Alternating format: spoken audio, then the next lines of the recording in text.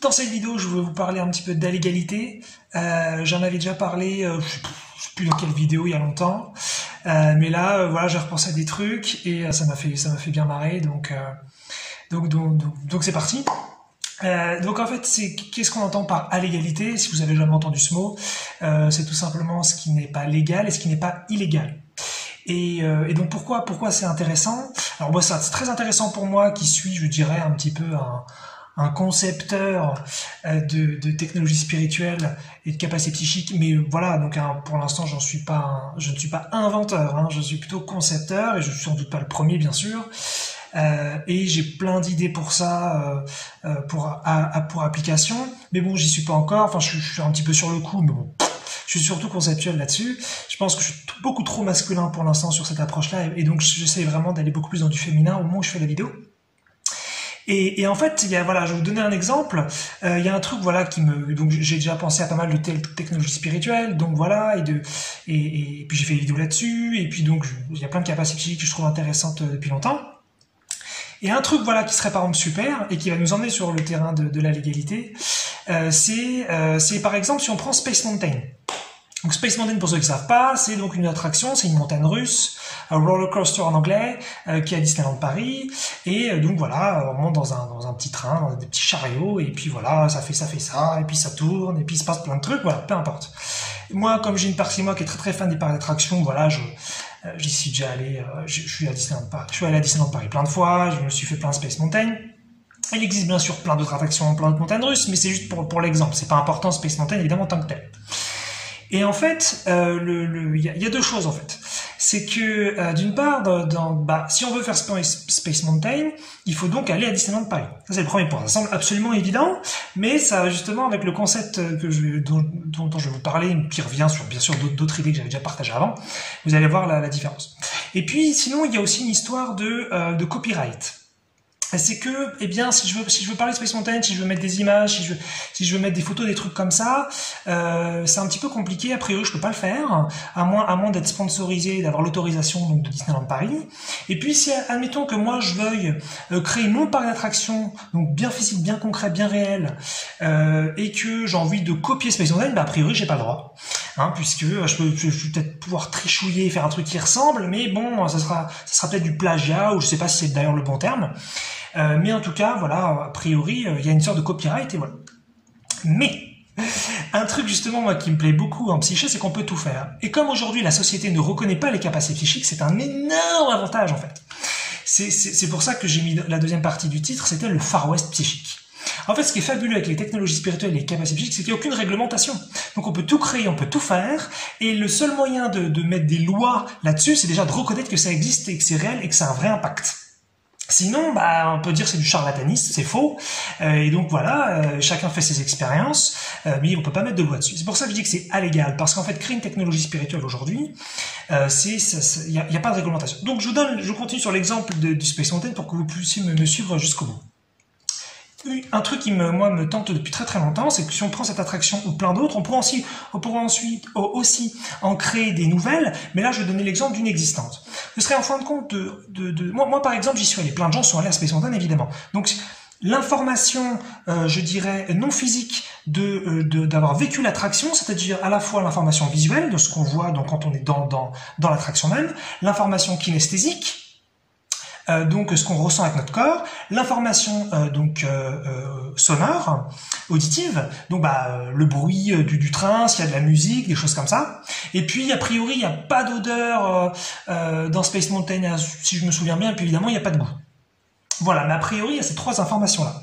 On pourrait parler éventuellement des informations émotionnelles, mais on va pas y aller parce que ça c'est très très subjectif, c'est très personnel, donc c'est beaucoup plus compliqué, donc on va dire que ça y est pas. On va dire qu'il y a trois informations donc objectives, qui sont donc visuelles, kinesthésiques et puis donc sonores, auditives. Et en fait, ça, moi je l'ai vécu, plein de gens l'ont vécu, et donc cette information, elle existe dans l'éther. Elle existe donc dans le passé qui est bien sûr dans le présent. Et donc, je pense qu'il est absolument possible d'accéder à cette information sans aller à Disneyland Paris. C'est-à-dire qu'on pourrait tout à fait chez nous, dans notre salon, dans notre chambre, on pourrait être dans un parc, on pourrait être n'importe où, et on pourrait a priori tout à fait vivre l'expérience Space Mountain, mais depuis, donc n'importe où, puisqu'il n'y a pas de temps et qu'il n'y a pas d'espace, toute l'information est accessible tout de suite.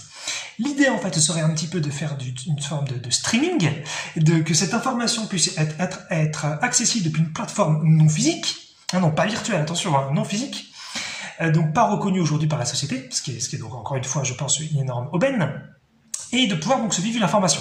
Après, il va y avoir des questions peut-être de consentement, il faut peut-être aussi des questions de sécurité. J'ai pas pensé à tout là-dessus, il y a encore des énigmes, mais peu importe. Je trouve ça absolument génial, cette idée, parce que ça nous emmène en fait sur vraiment le terrain du tout est possible. Et puis donc justement, cette sorte la propriété, le copyright est un petit peu foutu en l'air, parce que théoriquement, on pourrait dire que faire ça, ce n'est pas légal, puisqu'en fait, on prend l'information de quelque chose qui est contenu dans un parc. Mais il n'y a aucune loi contre ça, puisque puisque la société aujourd'hui va dire que c'est pas possible. Donc si on le fait, on va dire que c'est pas possible, donc ça n'existe pas, et donc on ne fait rien d'illégal.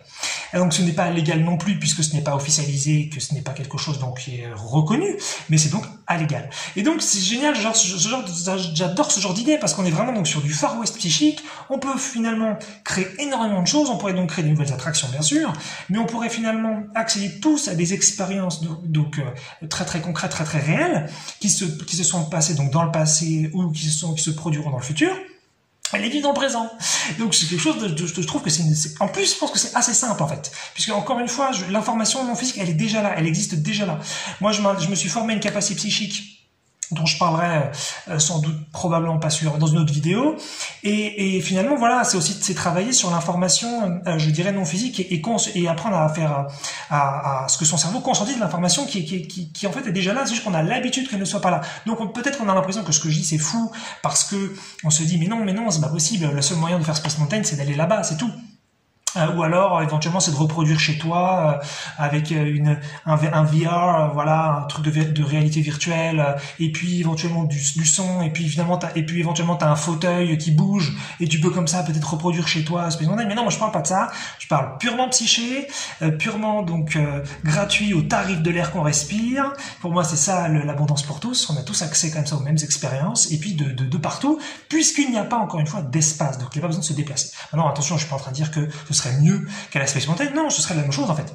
C'est juste qu'il n'y aurait donc pas besoin déjà de payer, mais donc c'est pour ça pose des questions aussi peut-être d'éthique, de morale, de tout ça. Moi personnellement, je m'en fiche un peu de tout ça, mais je peux tout à fait comprendre d'autres points de vue. C'est pour ça il faut prendre en compte aussi comment chacun pense là-dessus. Mais ça fait penser un petit peu au téléchargement, au piratage en fait. C'est-à-dire qu'aujourd'hui, bien sûr, c'est donc illégal le piratage.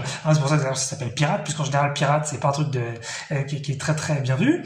Mais c'est l'idée en fait, c'est quoi l'idée qui est derrière? Il y a deux approches. Il y a effectivement, j'emmerde la société. Je veux simplement prendre un film. Je pourrais l'acheter, mais j'ai pas envie, et je le fais. J'en ai rien à foutre et je suis complètement égoïste. Il peut y avoir effectivement cette approche dans le piratage, mais il peut aussi avoir une approche beaucoup plus spirituelle, beaucoup plus abondante, beaucoup plus unité. C'est, je n'ai pas forcément les moyens de voir un film qui est culte, qui est culturel, qui pourrait même m'apporter des choses intéressantes. Et bien, grâce justement au piratage, je peux, moi et n'importe qui d'autre sur la planète, accéder à ce bien commun. Évidemment, il y a un affrontement sur cette planète depuis longtemps, mais c'est assez intéressant parce que le piratage finalement existe depuis maintenant des dizaines d'années, mais il n'a pas du tout été éradiqué. Je sais pas en revanche si ça augmente avec le temps ou si ça réduit, ça je pourrais pas trop dire, mais en tout cas ce qui est certain c'est qu'il est encore très actif. Et ça c'est quelque chose, donc ça veut dire qu'il y a quand même un affrontement d'idées et de vision du monde. Voilà, donc je suis pas en train de dire laquelle est la bonne, moi je préfère effectivement qu'on se partage un peu tout, et puis surtout qu'on soit dans l'abondance, donc il y a plus à se partager dans le sens où les ressources sont limitées. Je pense qu'il faut qu'on sorte de ça, il faut qu'on aille vers quelque chose voilà, faut qu'on voit les choses autrement et qu'on arrive sur des ressources illimitées. Faut qu'on pense autrement, parce que sinon on va constamment devoir effectivement se découper des trucs ou alors se faire la guerre pour avoir les plus grosses parts. Et c'est un petit peu le souci principal. Bref, c'est un autre sujet. Mais voilà, j'aime beaucoup cette idée donc d'égalité puisque voilà, c'est pas réglementé, donc on peut faire tout ce qu'on veut pour tout créer. Ça veut aussi dire qu'il peut y avoir des dangers, hein, comme tout, hein, évidemment. Donc faudra prendre en compte des systèmes de sécurité. J'ai pensé à quelques trucs parce que en fait, si on commence à se faire une attraction, par exemple sur un lit, sur un canapé ou dans un parc ou sur un banc, a priori, ça veut dire que notre conscience, elle est plus là, mais en même temps, elle est là quand même, parce que c'est comme quand on regarde un film. Quand on regarde un film, on voit l'écran et en même temps, on est conscient de ce qui se passe autour. Donc, on est là quand même. La seule chose, c'est que là, notre vue, elle serait plus là. Notre vue, elle serait donc dans l'attraction. Notre ouïe serait dans l'attraction. Donc, peut-être qu'il faudra un système de sécurité interne inscrit dans la plateforme non physique pour que l'on puisse soit choisir peut-être de continuer de voir ce qui se passe un petit peu, peut-être comme une sorte de double conscience, de double information qui revient comme un écran dans un écran. Je sais pas encore, ou alors une information qui nous envoie qu'on reçoit lorsque je sais pas quelqu'un s'approche de nous, ou qu'il y a peut-être un objet un peu dangereux dans l'environnement. Je sais pas. Très c'est sûr, c'est qu'il faut prendre en compte de la sécurité parce que si on commence à faire des voyages de conscience en oubliant pleinement où on est, ça fait un petit peu comme si on prenait une drogue. Et là, ça peut créer un souci. Donc, il faut bien sûr un truc bien sécure et bien responsable pour que ça passe bien. Mais voilà, je vous invite à penser un petit peu plus donc non physique, puisque là, vraiment, on entre dans quelque chose de beaucoup plus puissant, de beaucoup plus accessible. Et j'adore. Et puis oui, donc il faudra aussi prendre en compte les conséquences physiologiques, parce que justement avec la capacité psychique dont j'ai parlé un petit peu plus dans la vidéo, que je dévoilerai une autre fois, qui est pas non plus cachée, hein, mais c'est juste que c'est un petit peu trop tôt pour en parler, eh bien c'est la première fois justement que j'ai appris les conséquences physiologiques à développer une capacité psychique.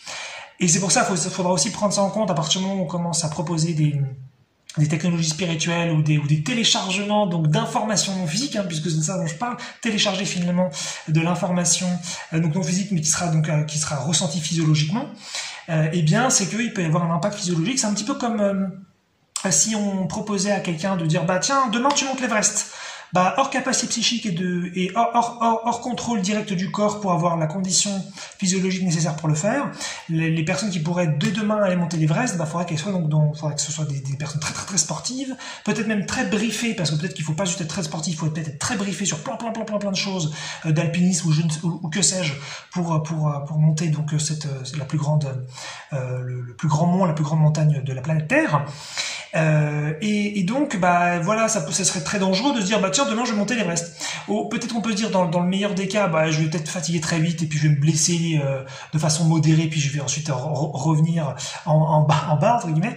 Mais sinon peut-être je fonce et que je fais n'importe quoi et qu'après quelques journées même voire je crève parce que j'ai pas fait gaffe. Donc voilà ce que j'ai appris aussi cette année, et c'est ça aussi faut faire attention parce que comme en spiritualité il y a très très peu aujourd'hui de masculin, c'est beaucoup trop je trouve féminin. Et donc on n'est pas encore sur la puissance, on est beaucoup plus sur la conscience. On prend donc pas assez en compte les conséquences physiologiques finalement de la spiritualité concrète et manifestée, puisqu'en fait les gens n'ont pas beaucoup d'expérience. Donc voilà, il faudra prendre en compte aussi ça, comment prendre en compte parce que le cerveau va changer, le corps va changer en fonction de ce genre de truc. Mais je trouve ça passionnant, j'adore.